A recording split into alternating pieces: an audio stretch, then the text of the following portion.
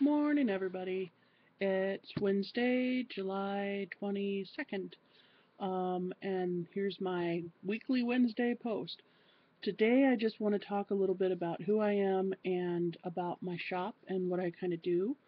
Um, just because I thought it would be kind of nice to put that out there a little bit, so that people who are coming to this YouTube channel, they kind of know who they're dealing with and what they're dealing with, and people who are local that are watching this kind of know what they can look for here locally. So my name is Tina Miller. I'm a minister. I've been a minister since about 2002. I was originally ordained through the Universal Life Church, which is commonly known as the Internet Church. It is an organization out of California that is Christian in its basic core, but it actually functions on the idea that if you are called by higher power to serve, then no one has the right to stand in your way and take that call away from you. So as long as you are a person who has good ethics and isn't out there to harm others, for the most part, they have no problem with ordaining. So since I had my ordination done in 2002, I've done a lot of different things spiritually. Um, but to back up even further, it's not that I just jumped into an internet click a button ordination. I actually had been studying since I was fairly young. I'd been studying religion and spirituality in many different forms. I was raised in the Baptist church. I church hopped for about 3 or 4 years as a teenager trying to figure out why none of them felt quite right.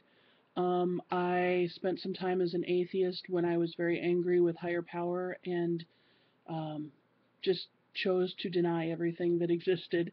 And then I spent quite some time as an agnostic as well. And I would say that when I did my ordination in 2002, I was coming out of agnosticism, which literally means a time of learning, knowing, and understanding.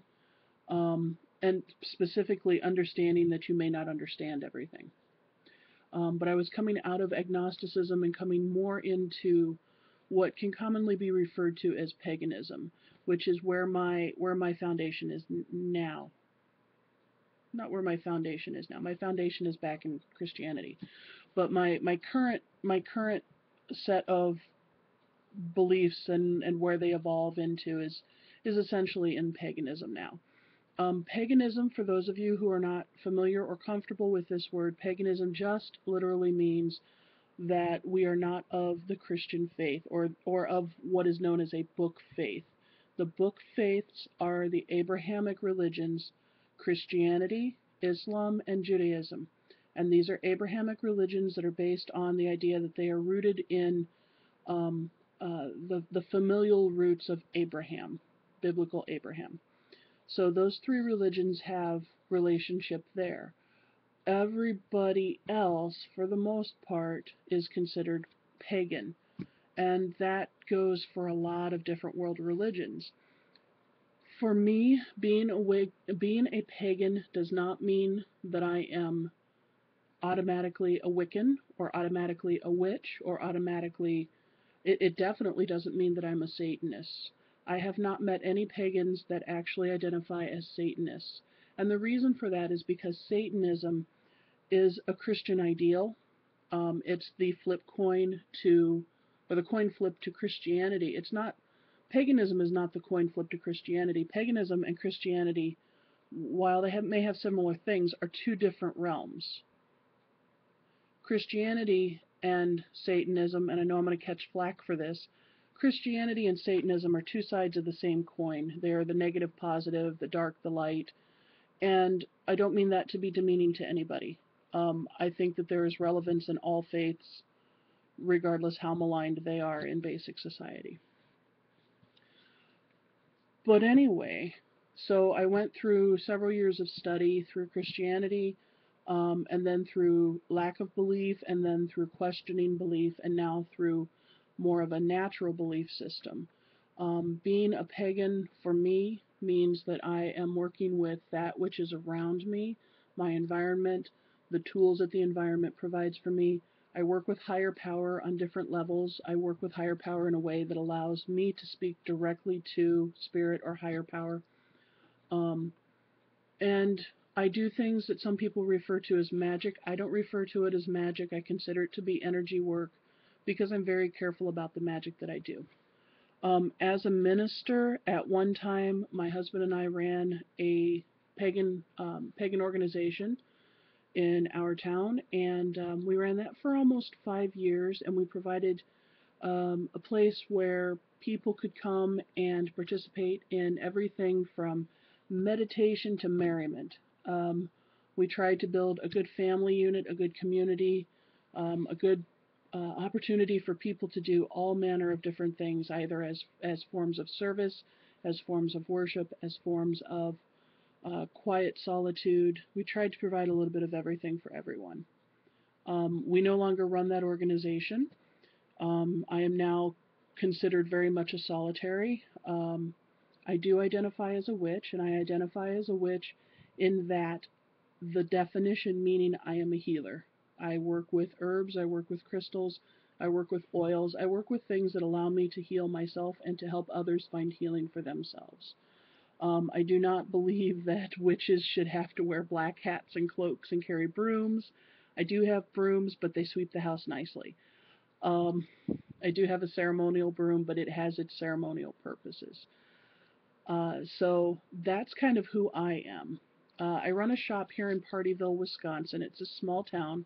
A few more than, I don't think it's quite 2,000 people. It's a little more than 1,000 people. So let's say 1,500 roughly.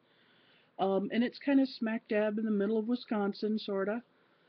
Uh, the population in this town is not very racially diverse, I don't feel. When I go to the grocery store, everybody looks very similar, which is strange for me because I grew up next to an army base where everybody was there. I grew up with white kids, black kids, brown kids, yellow kids, pink kids, green kids, purple polka dotted kids. I mean, everybody was there. So it's a little strange to be living in a small town where everybody kind of looks the same. But it's a lovely town. We have a little town square, like a little library square, with the sweetest little antique-looking clock, so you can keep track of the time in town. And we have noon whistles that go off every day except Sunday, and we have church bells that you sometimes hear if you're listening just right. And we have the Amish nearby, so there's horse-drawn buggies that come through town and carts that come through town. But we're also a kind of a crossroads for some of the farming industry. So we see tractors going down the road. We see semi-trucks carrying beans and corn going down the road. And, we just have a little bit of everything. We're not too far from Madison, so, there's a variety of people as far as like education levels and financial levels in this town. But by and large, I think it's a small farming-based community with a lot of people that have been living here for many, many years.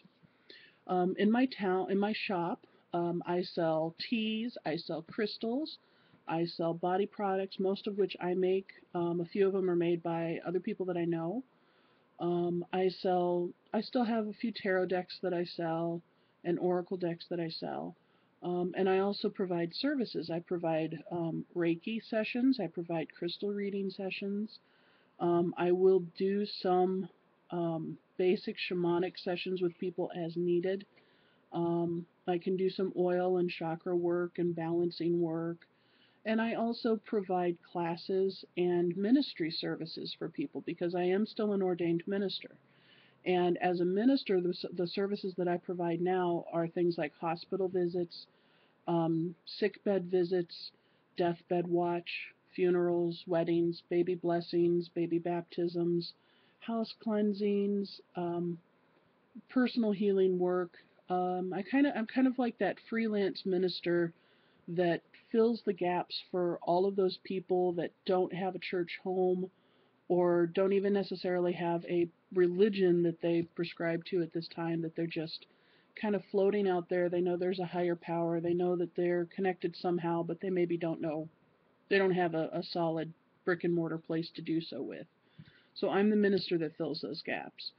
The other things I try to do is I try to do some outreach A couple times a year I try to find situations where I can go into, say, Christian churches and do a presentation on what paganism is and what it isn't, and actually allow people to have kind of a, chat with the pagan session. And I talk with them about my background and my spirituality, and I talk about how I have come to be a minister and why my path is just as legitimate as any other ministry path, which sometimes can get kind of hard because people feel frequently that the only way to become a minister is to go through something like seminary. But what we're finding more and more frequently, and I've shared this story and these thoughts with several ministers of several other faiths, is that ministry is taught through experience, and that while seminary might teach you the bare bones and even some of the meat of the background of your religion, it doesn't teach you spirituality. It doesn't necessarily teach you humanism. It'll teach you some psychology so that when you have to do counseling and when you have to listen to your congregation or the people who come to see you, it does teach you a little bit about how to listen and not get so attached, but it doesn't really give you real world experience on how to deal with the family that's being broken, or the people who have what feel like insurmountable sins and unforgivable sins, outside of saying, well, the book says this. And that frustrates a lot of ministers because they don't realize the deep water they're being thrown into right after seminary. And it takes some years of experience to get to a point where you know how to handle some of these things, or you suffer burnout rather quickly, or you find yourself in emotionally dangerous situations because you've allowed yourself to become too attached to people that you shouldn't necessarily be that attached to. What one minister said to me about 7 years ago has stuck with me ever since, and that was, as a minister, you have to know how to be friendly, but you never really get to have friends. So I feel like the work that I have done to get to where I am now is just as viable and just as important as the work that anyone who goes through seminary would have to go through. And considering that I serve a different type of congregation, a different mindset of people, it is absolutely crucial that my path and my journey be done the way that it is rather than through book, because there are no books that out there right now that really talk about how to serve the kind of people that I tend to see, which are people who are disenfranchised and discouraged and sad, and they don't really always have a God to go to or a book to refer to. So they find humans. They try to find people who can help them process and think out their problems. So that's kind of my background, as far as the basic of who I am and what I do. Now, yes, I do crystal healing, and I've been working with crystals forever, literally since I was like 13 or 14 years old, since I was really small. But the crystals actually play they play a secondary role to my spirituality. My spirituality is always important to me. It's always been important to me. It's always kind of in the forefront of my thinking. So yeah, that's today's video. I just kind of wanted to share a little bit about who I am with you. Maybe for giggles next week what I'll do is I've been creating a spiritual place on Minecraft, and I've actually had about 4 or 5 people in the last couple of weeks say, why don't you do a Minecraft video? It's like, because I'm a 40-year-old woman, why should it? It's not a horrible idea. So maybe for giggles next week I'll show you through, if I can figure out how to do it, I'll show you quick through my Minecraft, one of my Minecraft worlds that's a very spiritually based Minecraft world. It's not like I'm just going to, hey, look, I did this cool thing. No, this is actually a place that I've created for my own personal meditation and spirituality. Because what else would you do on Minecraft? Or maybe I'll do something that's a little less fluff next week. Maybe we'll see what next week brings. But I thank you all for listening, and I thank you for subscribing. And any comments, leave them below, and I will read them all, and I'll respond to most of them. So thanks for watching. Have a great week. Bye, guys.